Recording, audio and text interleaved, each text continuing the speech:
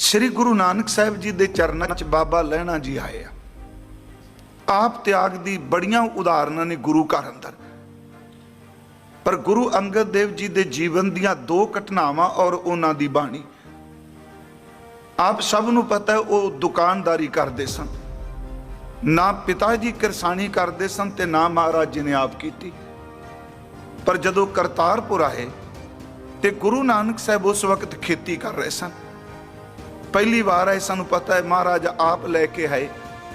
जदों दूसरी बार आए तो इतिहास कहता है कि बाबा लहणा जी घर चले गए तो माता सुलखनी जी नूं धर्मशाला च पुछया कि हजूर सच्चे पातशाह जी के बारे। उन्होंने कहा भी बाहर खेतों च गए तो महीना सी अस्सों का, भादों निकल चुका सी, अस्सों चढ़िया सी। आप सब नूं पता है अस्सों के महीने विच सावणी की फसल जिहड़ी उत्थे वो झोना हुंदी है। महाराज सतगुरु गुरु नानक साहब आप झोने विच नदीन पट रहे सन। नदीन वो घाह जिहड़ा झोने नूं खा जांदा है अपने आप उगदा है। चलो हुण दवाइयां ने लोग नदीन नहीं कढदे, दवाई मार दिया, पर पहला नदीन जिहड़ा फालतू घाह सी वो पानी च हत्थ पा पा के पटना ते भादों दे महीने च कढिया होया जिहड़ा नदीन है। एक तो पिंडा जिहड़ा कंड सी इस स्किन नूं बिल्कुल कालियां कर दिंदा सी ते दूजा चेहरा काला हो जांदा सी, क्योंकि पिंडे दे उपर कंड दे उत्तर कमर उत्ते धुप पैंदी सी, भादों दे सूरज दी किरणां पैंदियां सन ते थल्ले पानी तपिया हुंदा सी। जदों पानी विच मूँह पाईदा सी ते पानी दी गर्म पड़ास मूँह ते पैंदी सी। दो चीज़ां, एक पिठ ते दूजा मूँह, ये दोनों सच्ची मुच्ची रंग बदल जाते सन, पित्त निकल आउंदी सी। महाराज आप नदीन कढ़ रहे हैं। खैर मैं संखेप जी दो ही घटनावां अपना अर्ज करनियां ने, क्योंकि इहदे नाल होर सौखा हो जाएगा। आप त्याग बाबा लहणा साहिब जी हट्टी सी, सोहने कपड़े पाए, उत्थे चले गए ते महाराज सच्चे पातशाह जी नूं देख के ना, कदी काम तां खेतां च कीता नहीं, ये भी खेतां च वड़ गए। उत्थे इतिहास कहता है यह नहीं सी पता लग रहा वाहिगुरू, ये ना समझना कि गुरु अगाध बोध है, पर एक कौतक गुरुदेव वरतारा है, ये नहीं समझ लग रहा नदीन की घाह कई बारी घाह ते झोना इक्को जिहा लगदा है। वो भुलेखे नाल झोने दे बूटे पट पट के जदों बाहर कड्ढण लगे ते महाराज खलो गए खेतां विच ही। आवाज़ देख के कहंदे ने पुरखा ये की कर रहे हैं? कहन लगा महाराज मैं भी पट रहा वां। कहन लगे नहीं बाहर चल, तेनू पट्टण वास्ते नहीं सद्या, तेनू लाण वास्ते सद्या है। ये रमजां सन ना, ये शब्द कह तू पट्टन नहीं आया, तेनू लाण वास्ते सद्या, क्योंकि वो झोना पट रहे सन। महाराज पर मैं की सेवा करा? कह लगे वो पंड नदीन दी पशुआं वास्ते तैयार है, इनू सिर ते चुक के लै जा।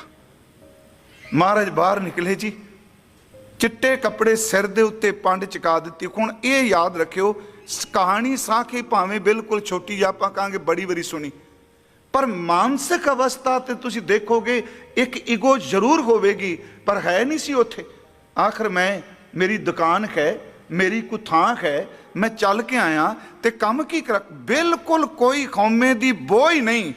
कपड़े नहीं देखे, 7 बचन कह के घाह वाली पंड सिर ते रख ले, उस विचों पानी चोवे ते पानी भी मैला, सिर तो लैके पैरां तक सारे कपड़े महाराज सच्चे पातशाह जी दे हुक्म कीता, उन्हां दे भरे गए मैले पानी नाल जदों घर जाके सटियो ने पंड ते माता सुलखनी जी ने इन्ने शब्द कहे, कहन लगे कि अज तां आया, कपड़े जे बदले भी नहीं, चिट्टे कपड़े ने परौणियां वाले पाए ते तुसी देखिया महाराज इहदे सारे कपड़े पांडे नूं चुका दित्ती।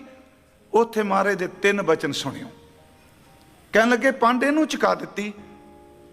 महाराज चुप कर गया। दूजी बारी कहा कि किसी होर नूं चुका दिंदे महाराज पंड। कहन लगे सुलखणीए इहदे तो बिना पंड किसी चुक नहीं सकनी। हुण देखो रमजां मैं कल कहा सी गुरु मुरशद और रमज मारदा है, रमज भी अंदर दी अवस्था तो बिना नहीं समझी जाती। कहन लगे इहदे तो बिना पंड किसी ने चुकनी नहीं। दूजा शब्द कहो ने नाले पंड थोड़ा है, महाराज नाले पट्ठे पान लग पे डंगरां नूं, डंगरदार समझने पशुआं नूं पट्ठे पांदे ने, नाले घाह खोल के साफ करके, नाले कहंदे ने सुलखणीए खलोते माता जी कोल, नाले पंड थोड़ा है, ये तो दीन दुनी का छत्र है जिहड़ा लैणे दे सिर ते रखना है तां बाहर मुखी पंड ही ना। पहली गल पंड चुकण वाला कोई नहीं, दूजी गल दीन दुनी का छत्र है, ते तीजा शब्द वरत्या सी सुलखणीए।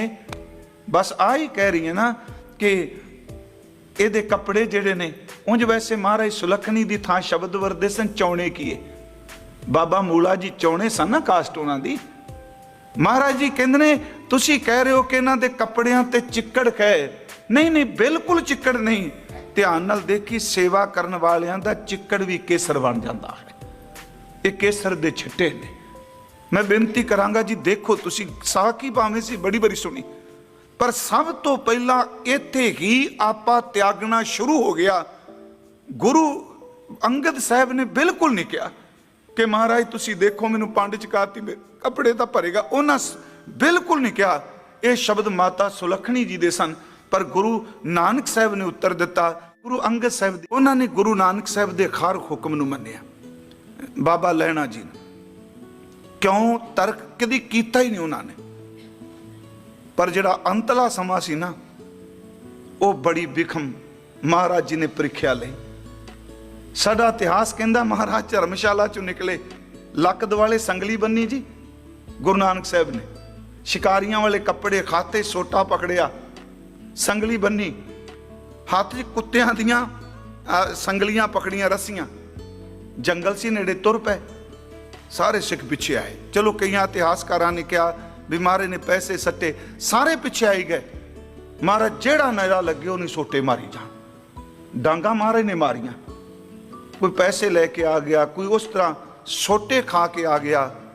तो मैं कहना अखीर ते सिर बाबा लैणा जी रह गए। एक बाबा बुढ़ा साहब जी सन जी, उन्होंने सोटा मारिया, रुख ओले होए ते नाल शब्द क्या, वापस चला जा, तेरे तो ओले कदे ना हो सा। पर बाबा लैणा जी पिछे ने। महाराज ने सोटा मारिया जी, कुछ नहीं किया। सतगुरु ने कहा मेरे पीछे की लेना है, चला जा वापस। जेड़े सिख चले गए, कभी संतोख सिंह ने वो भी आवाजा मारते ने, कई अशरदक हो गए इस कौतक तो। है गुरु का कौतक ही, कौतक पखंड नहीं खुंदा। कई कौतक तो अशरद हो गए, आवाज मार लगे लैणिया पता नहीं की हो गया महाराज जी नूं।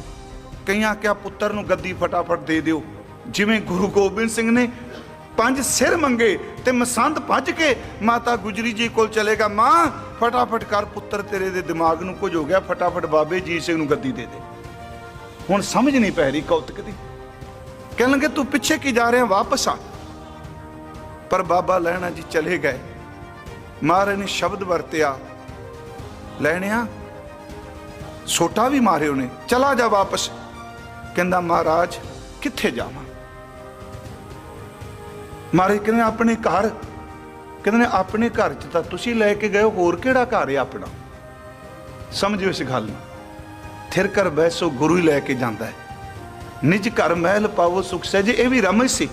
अगला वेखो सुरत करके कित्थे पहुंचे, जवाब दिता अपने घर च ते तुसीं लै गए हो, हुण किहड़े घर जावां, किहड़ा घर है होर जी।